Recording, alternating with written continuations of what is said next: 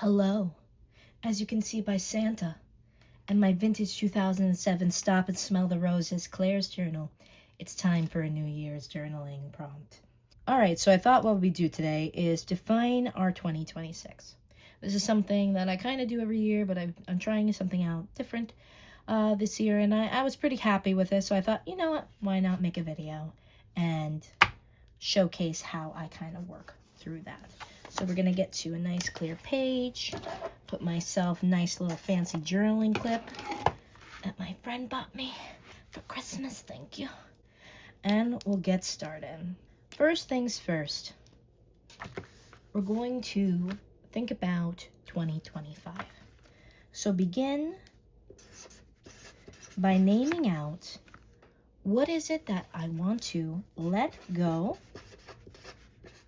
release. What was your 2025 experience? So for me, it was a lot of stress. You know, I had a lot of issues I needed to deal with. It was a lot of management and just general exhaustion.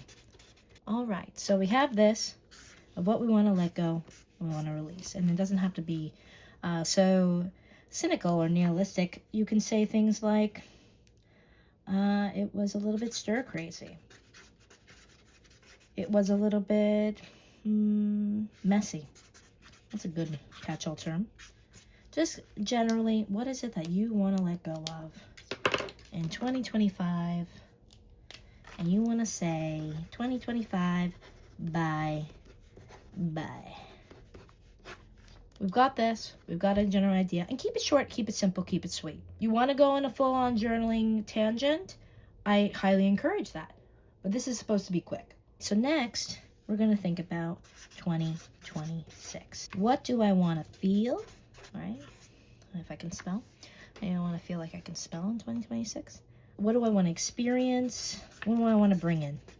And it can be helpful to just directly look at this and create opposites if you're getting stuck. So for stress, maybe you want to have more relaxation, calm. For management, management issues, maybe you want to be more organized. For exhaustion, maybe you want to think about your vitality, your health.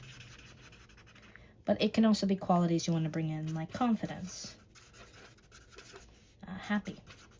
Although I have a lot of feelings about that word, but that's for another video. So you're looking at this, and you're like, cool, I know what I don't want to feel. I know what I want to let go of. I know what I want to release. I know generally what I want to bring in. Thinking more about what my life experience really wants to be. So now you're looking at these lists, and you have relaxed, organized, happy, confident, vitality, whatever words you want to use, right? Whatever words come up for you. And give it a theme. So just look at these words, and this is where you can get fun and get creative. Be silly, be audacious. Nobody's going to see this except for you. Give it a theme. And you can start it off with 2026 is the year of, it can be, 2026 is the year of softness. Or soft energy, transformation. Or you can be really just out there. My personal one is, this is going to be my year of creative renaissance. So have fun with it. Keep it short, keep it simple, to the point. And you're like looking at that, like, what does the year of softness means? Don't worry about it. We're going to figure it out together. All right, now it's time to roll up the Christmas pajama sleeves, okay? And show off the New Year's nails. And my unfortunate tattoo from when I was 18. We have these words. We're going to think about 3 to 5 statements that's going to embody this. So this is really where we start to do some of the fleshing out work. Let me pick a different color for visual interest and intrigue. 3 to 5 sentences. They're going to start with, just to give you a starting point, in 2026, I am a person who, boom, boom, boom. And you're going to think about how you work, how you love, how you create, how you care for your body. how you show up spiritually, emotionally.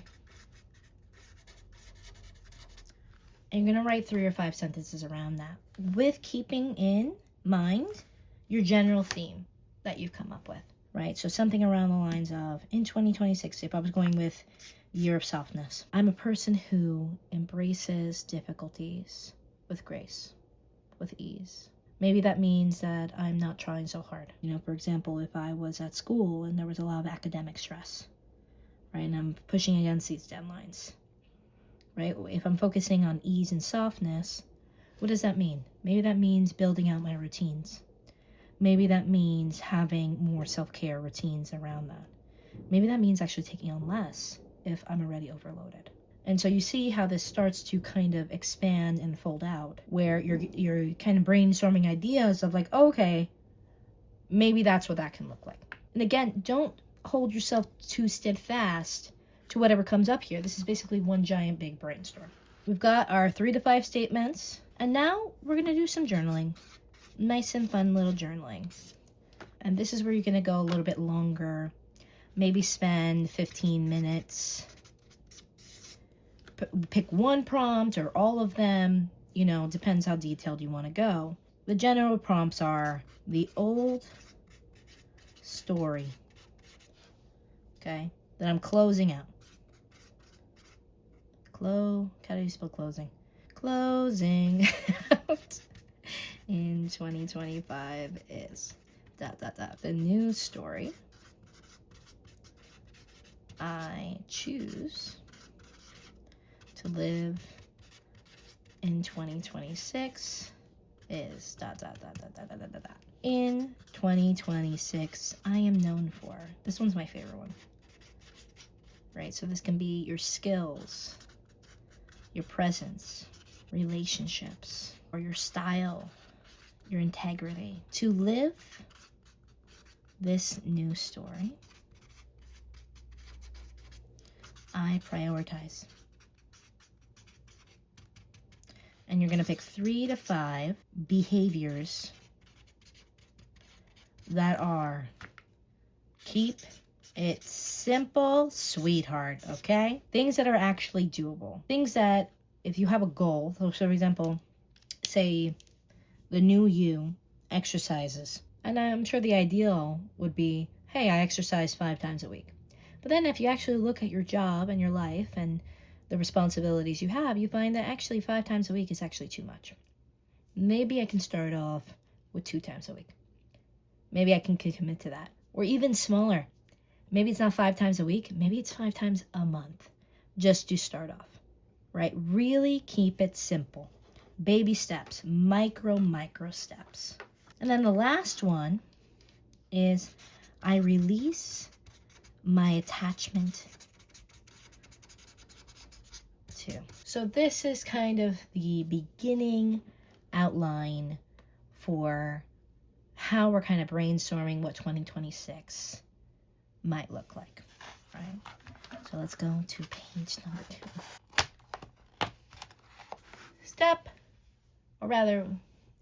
Next, we're going to clarify.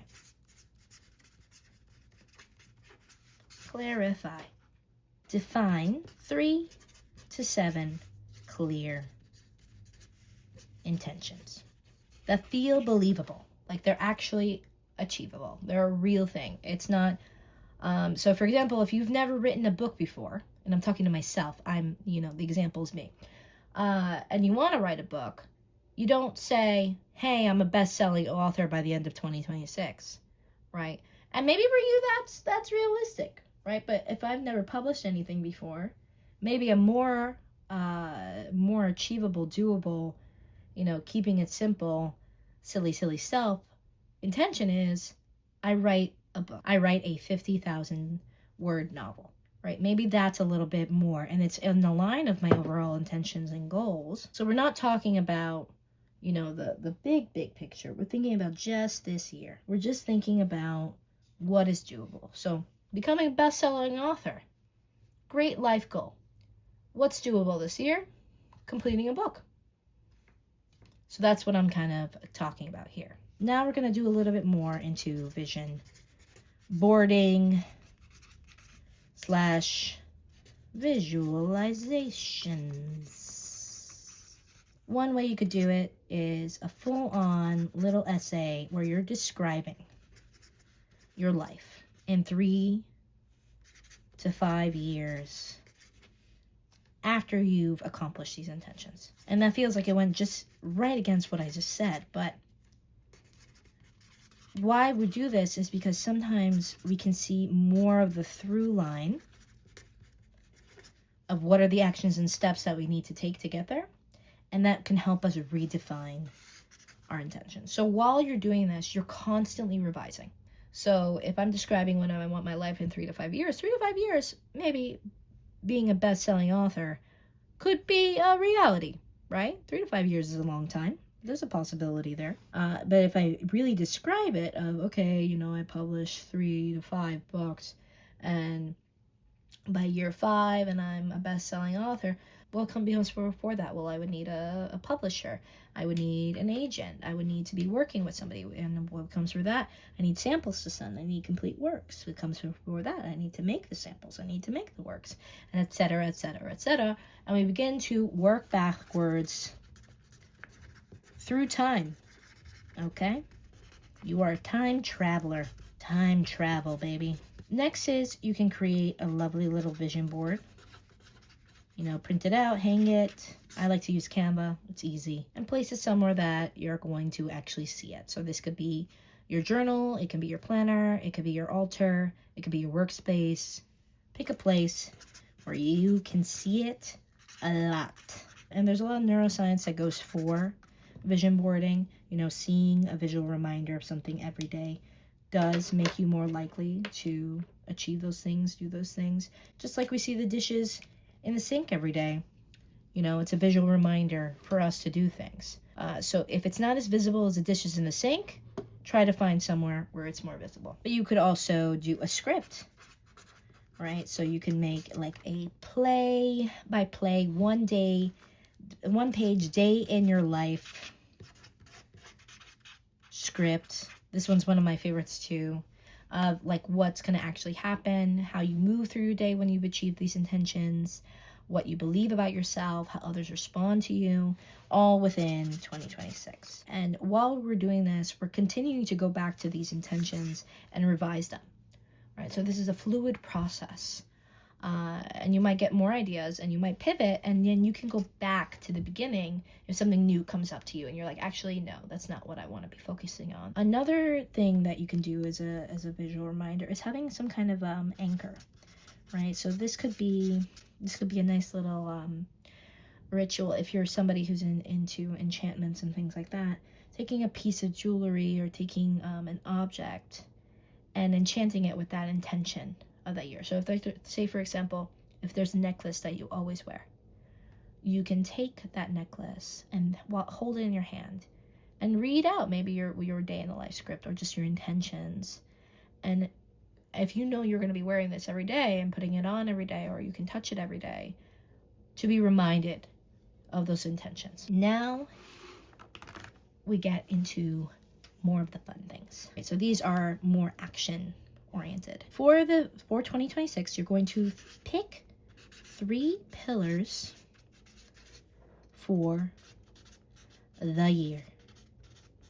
Exciting, I know. And what are these 3 pillars, you may ask? Well, let me get to them. 1, identity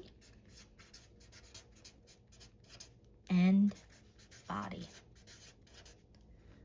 So this is how you take up space, how your body feels, how you express yourself in terms of visual expression, or what are your core values that are close to your sense of self. Right? And we're going to think about how do these intentions work into that. Then we have vocation and voice. So this is what you create and say. And so vocation, a lot of times we you know, I mean, yes, we do. We combine that with work, right? Like my vocation, my job. You know, for example, I'm a therapist, right? So that would be my vocation. However, that's not the entirety of who I am, right? So vocation, I think if we expand it a little bit more, is the space or the role that you would like to occupy in your own life. So for example, the vocation of an artist, the vocation of a mother, the vocation of a father, the vocation of a parent, the vocation of a musician, the vocation of a coder, right?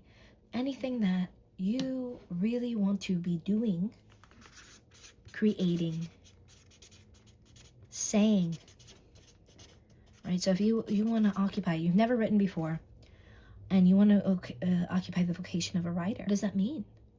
What would you be doing, creating, and saying, right? So maybe that means creating a Substack or a blog, or maybe that means writing poems in your journal and rifling through them and deciding whether you want to put them out into the world. And it doesn't have to be visible to the public. So just think about what you would be doing, creating, and saying around your vocation and your voice. What is the space that you really want to be occupying? And the third one is faith and meaning. And before I lose you, faith does not need to mean religion, God, any of that. It can mean your spiritual self. It can mean, what do you believe in? What do you value? What is divine to you?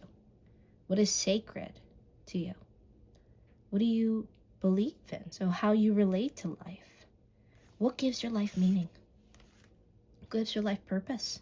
And that can be, intertwined with any of your spiritual practices, your religions, or your beliefs, right? But what I'm really talking about is, what do you live life for, right? If you had a mission statement,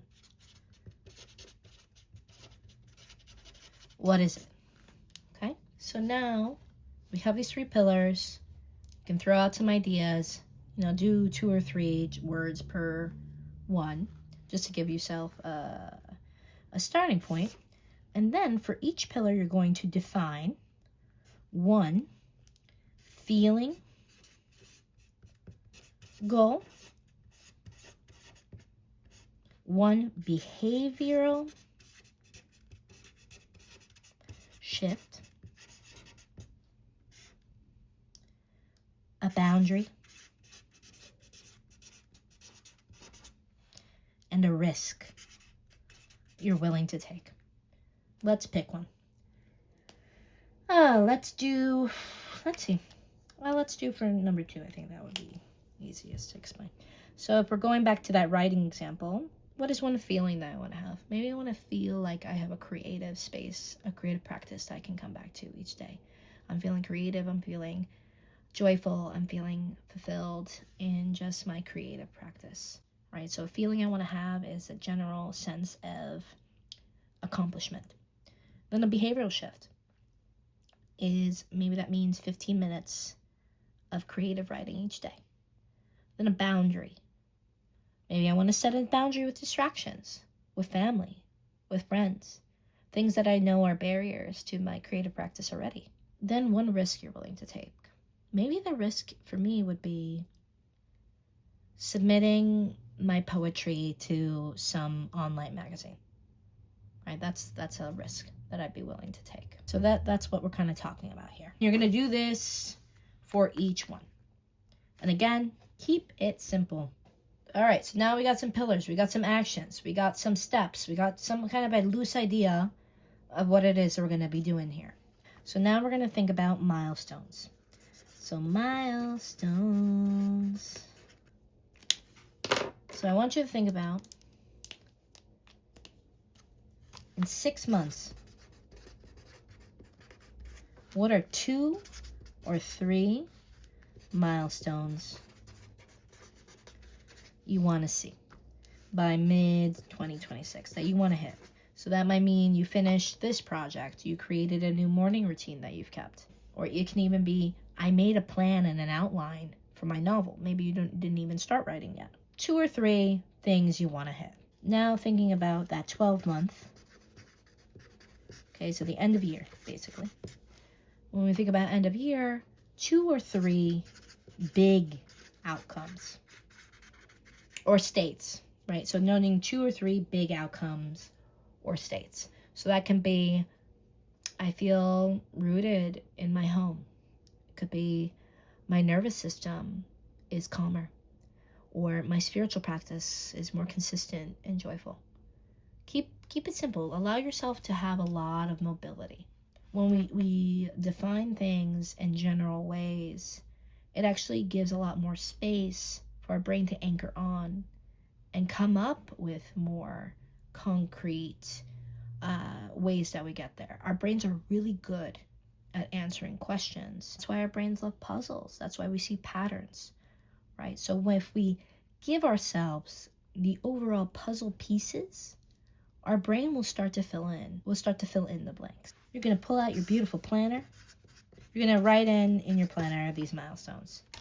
And that's it. And you can align this with lunar cycles, seasonal shifts, right? These aren't deadlines. This is more of like, hey, generally around April, I want to have been doing a regular yoga routine. So some prompts at this point in time would be, by the end of 2026, how do I want my younger self, my future self, your community, your family, friends, whatever, to feel when they look at the life that I'm living? Why is this impactful? Because we can see ourselves through other folks' eyes, and that might give us some ideas. While you're doing this, maybe, it might be helpful to have like a post-it note on the side of anything that's coming up for you as ideas. Then the next one is, what is one small, repeatable action this week, right now, you don't need to wait till Jan 1st, that belongs unmistakably to 2026 me and not 2025. So I'll use an example for myself. 2025 me is very messy. She's a messy girl. She got the ADHD doom piles. And so one of my goals is to find more ADHD friendly routines.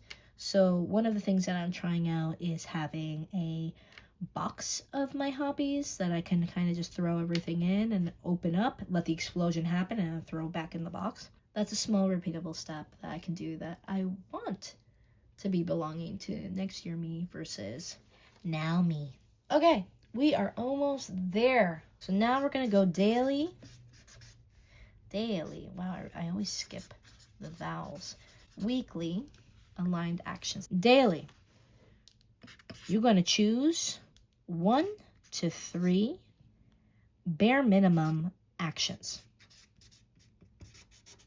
that you can take, that your 2026 self would do.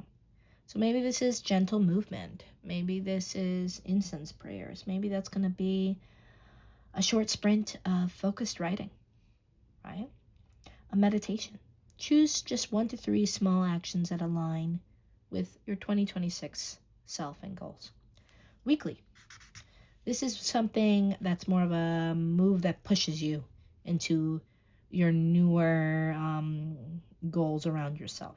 That are kind of stretching, pushing at the edge a little bit. So maybe that means, say, if your goal is to learn how to cook better this year, maybe that means investing in a certain cooking tool or education, right? Training, video, a class, something that pushes you a little bit out of your comfort zone. If you want, you can also include a tracker to track these different actions and these steps.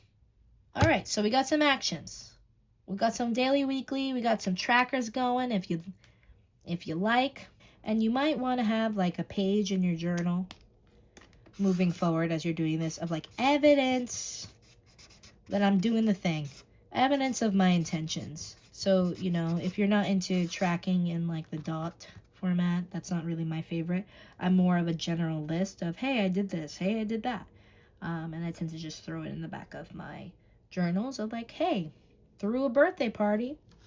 Cool. Or planned this out. That was nice. So however you want to do your tracking. So, all right. So we're going to end with one more prompt here. If 2026 is the year my outer life finally matches my inner beliefs and emotional truths. What would be unmistakably different by December 2026? And if you heard that boom, that was a little bit of a nice little, special effects from the universe, I'm going to say. Next prompt would be, what does embodied freedom look like in my daily life? Clothing, movement, food. How do you show up? All right, so that is my guide on general 2026 intention setting. So we're starting off, letting go and releasing. We're thinking about what we want to feel. We're naming out the theme.